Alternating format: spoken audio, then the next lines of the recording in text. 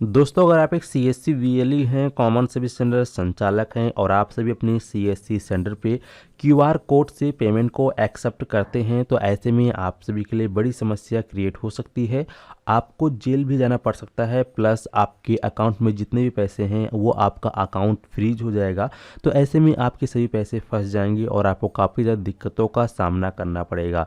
तो अगर आप एक सीएससी वीएलई हैं, कॉमन सर्विस सेंटर संचालक हैं और सीधे आप अपने क्यूआर कोड पे पेमेंट प्राप्त करते हैं, पेमेंट को लेते हैं, तो ऐसे में आप सभी को काफ़ी बड़ी प्रॉब्लम क्रिएट हो सकती है। तो आप सभी को किस प्रकार से सही तरीके से क्यूआर पे पेमेंट लेना चाहिए ताकि आप सभी को कोई भी दिक्कतों का सामना ना करना पड़े और ना ही आपका अकाउंट फ्रीज हो।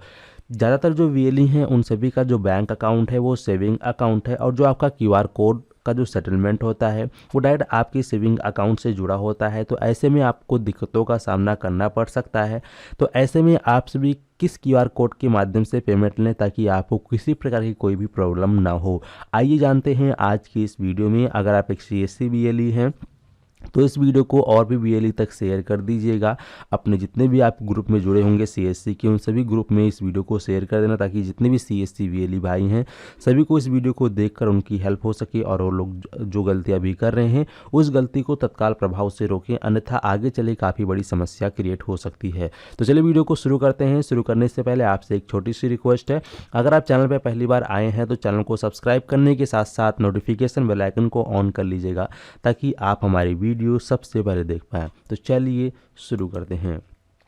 तो अगर आप एक वीएलई हैं और आपके पास कोई भी कस्टमर आता है जो कि कुछ भी आपसे काम करवाता है, या फिर मान लो उसको मनी निकालना है, कैश विड्रॉल करना है, लेकिन उसका एपीएस काम नहीं कर रहा है, उसके बैंक में आधार लिंकिंग नहीं है, तो ऐसे में आपके पास लास्ट ऑप्शन रहता है, या तो आप क्यूआर कोड से पेमेंट लेकर उसको पेमेंट दे दें या तो उसको आप मना कर दें। ठीक है, लेकिन आप में से काफ़ी सारे वीएलई होते हैं जो कि सोचते हैं कि चलो 10 पैसा आएगा ही, लॉक कर देते हैं। ठीक है, तो ऐसे में आप लोग अपने फ़ोन पे, गूगल पे या फिर पेटीएम के क्यूआर कोड पे पेमेंट ले लेते हैं और आप उसको कैश निकाल कर दे देते हैं। यहीं पे सबसे बड़ी गलती आप लोग कर जाते हैं, क्योंकि जो आपका क्यूआर कोड होता है वो आपकी सेविंग अकाउंट से जुड़ा होता है।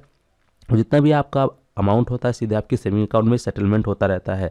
ज़्यादा मात्रा में अगर जब आप पेमेंट लेना चालू कर देंगे तो ऐसे में बैंक को लगेगा और आरबीआई को लगेगा कि आप जो है कुछ गलत एक्टिविटी कर रहे हैं, और इसी चलते आपका जो है अकाउंट तो फ्रीज होगा ही, साथ ही साथ आपके पास नोटिस आ जाएगा और आपको फिर जेल की हवा भी खानी पड़ सकती है।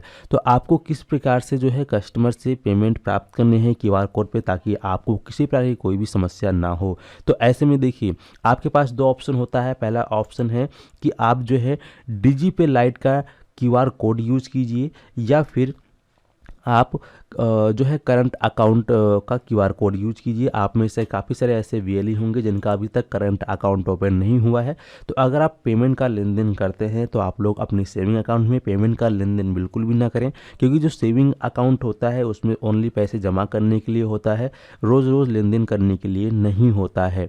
अगर आपको पर डे लेन देन करना है तो ऐसे में करंट अकाउंट की सुविधा जो है दी गई है सभी लोगों के लिए। तो आपको अपना करंट अकाउंट ओपन करवाना होगा। करंट अकाउंट आप जो है अपने नज़दीकी ब्रांच में जाके ओपन करवा सकते हैं, लेकिन आप में से काफ़ी सारे लोग ऐसे हैं जो कि करंट अकाउंट ओपन नहीं करवाना चाहते हैं किसी कारणवश। तो आप सभी जो है लास्ट ऑप्शन आपके पास होता है, आप लोग डिजी पे का जो क्यूआर कोड है इसको इस्तेमाल में ले सकते हैं, लेकिन इसके पीछे इसको कैसे इस्तेमाल में लेना है ताकि आपको कोई समस्या का सामना ना करना पड़े। तो यहाँ पे हमने जो है सबसे पहले अपने डिजी पे लाइट में लॉगिन कर लिया है।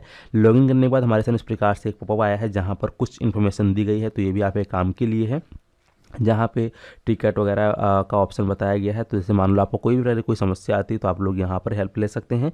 चलिए इस नोटिफिकेशन को भी यहाँ से काटते हैं और बढ़ते हैं अपने काम की ओर। तो यार इस प्रकार से हम इसको भी इस प्रकार से काटेंगे। अब यहाँ पे फाइनली मैं अपनी सीएससी आईडी के माध्यम से डिजी पे लाइट के अंदर लॉगिन हो चुका हूँ। ठीक है, अब यहाँ पे लॉगिन हो चुके हैं।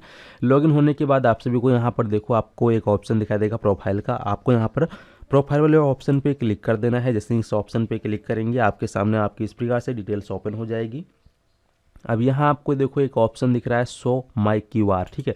आपको इस वाले ऑप्शन पे क्लिक करना है, show my QR. Show my QR पे आप क्लिक करेंगे तो आपका जो क्यूआर कोड है इस प्रकार से आपकी स्क्रीन पर शो हो जाएगा। आप चाहे तो इसको प्रिंट आउट करके भी निकाल कर अपने शॉप पे चिपका सकते हैं। अब यहाँ पर आपको पेमेंट कैसे लेना है इसका आपका विशेष ध्यान रखना है। जैसे मान लो ये आपका डीजीपे क्यूआर है और ऐसे में आपके पास कोई भी कस्टमर आता है जिसको कि कैश विड्रॉल करना है या आपसे कोई भी XYZ काम करवाता है, उसके पास कैश नहीं है तो आपको पेमेंट करना चाहता है, तो आप जो है डायरेक्ट अपने फ़ोनपे, गूगल पे या पेटीएम के क्यूआर कोड पे उसको बिल्कुल भी ना लें।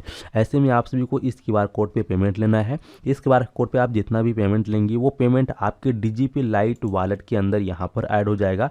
जो ये वॉलेट 2 सेक्शन है, इसी वॉलेट 2 सेक्शन में आपका अमाउंट आकर ऐड हो जाएगा, ठीक है। अब ध्यान ही रखना है जो भी अमाउंट आपने यहाँ पर लिया है इसको आपको अपने बैंक अकाउंट में विड्रॉ नहीं करना है। अगर आपका बैंक अकाउंट करंट अकाउंट है, ठीक है, अगर आपने यहाँ पे करंट अकाउंट को ऐड कर रखा है तो फिर आप विड्रॉ कर लीजिए। और अगर आपने करंट अकाउंट ऐड नहीं कर रखा है, आपका सेविंग अकाउंट इसमें ऐड है, लिंक है, तो ऐसे में आपको क्या करना है, मान लो आपके पास कोई कस्टमर ऐसा भी आता है जो मनी ट्रांसफ़र करवाना चाहता है, तो आप लोग सीधा इसी पैसे को उठाकर मनी ट्रांसफ़र कर सकते हैं। मनी ट्रांसफ़र करने के लिए आप सभी यहाँ पर सर्विसेज पे क्लिक करेंगे, यहाँ आपको ऑप्शन रहता है मनी ट्रांसफ़र। इस पर क्लिक करके आप लोग जो है उसका बैंक अकाउंट ऐड करके डायरेक्टली इसी वॉलेट के द्वारा उसके बैंक में पैसे को ट्रांसफ़र कर सकते हैं और उससे आप कैश में पैसे को ले सकते हैं। तो ये सबसे अच्छा तरीका है, काफ़ी रियली इसी तरीके को यूज़ करते हैं जिससे कि उनको कोई भी समस्याओं का सामना नहीं करना पड़ता है। और अगर आप इसको अपने बैंक अकाउंट में लेना चाहते हैं तो आप ले सकते हैं, लेकिन फिर आपका वहाँ पे करंट अकाउंट होना चाहिए तभी आप लीजिए। अगर आपका सेविंग अकाउंट है तो भी आप ले लीजिए, लेकिन ज़्यादा ट्रांजैक्शन उसके अंदर मत कीजिए, नहीं तो आपको समस्या का जो है काफ़ी बड़ा प्रॉब्लम आ सकता है आप सभी के सामने। तो इसका आपको विशेष ध्यान रखना है। बाकी जो लोग डीजीपे लाइट आईडी अभी तक नहीं लिए हैं तो आप लोगों ने CSC/DM से संपर्क करके डीजीपे लाइट आईडी को ले लीजिएगा। और जिनके पास अभी तक करंट अकाउंट ओपन नहीं है तो आप लोग करंट अकाउंट भी ओपन करवा लीजिए, क्योंकि आप अगर CSC VLE हैं तो जाहिर सी बात है कि आपको जो है महीने में 3 से 4 लाख रुपए, 5 लाख रुपए का ट्रांजैक्शन तो करेंगे ही करेंगे कम से कम। तो आपके लिए करंट अकाउंट का होना ज़रूरी है। अगर आपका सेविंग अकाउंट रहेगा तो आपको नोटिस वगैरह आ सकता है और आपका अकाउंट फ्रीज हो जाएगा, जितने भी पैसे रहेंगे वो सभी उसमें फंस जाएंगे। तो आपको काफ़ी ज़्यादा दिक्कतों का सामना करना पड़ेगा, काफ़ी ज़्यादा दौड़ भाग करनी पड़ेगी, तब जाके आपको उससे छुटकारा मिलेगा। तो इसका आपको विशेष ध्यान रखना है। उम्मीद करता हूं कि आप लोग अच्छे से समझ गए हैं। और इस क्यूआर कोड को दोस्तों आप सभी जो है लगा भी सकते हैं, अपने शॉप पे प्रिंट करके डाउनलोड कर लीजिए और प्रिंट आउट निकाल कर आप इसको लगा सकते हैं। काफ़ी रियली इसको यूज़ करते हैं, मैं यहाँ तक कि मैं भी खुद इसको यूज़ करता हूँ। और सबसे अच्छा तरीका ये है कि आपके पास जो मनी ट्रांसफ़र करने के लिए जो व्यक्ति आते हैं तो उनसे आप कैश लीजिए और यहाँ से डायरेक्टली उनके बैंक अकाउंट को ऐड कीजिए और पेमेंट मार दीजिए, यानी कि ट्रांसफ़र कर दीजिए। ये सबसे अच्छा तरीका है। उम्मीद करते हैं कि आप लोग इसे समझ गए हैं। अगर आखिर में कोई भी कन्फ्यूजन डाउट है तो आप हमें कमेंट बॉक्स में कमेंट करके ज़रूर बताएँ। तो चलिए फिर मिलते हैं आपको एक नए वीडियो में नए टॉपिक के साथ। तब तक के लिए नमस्कार।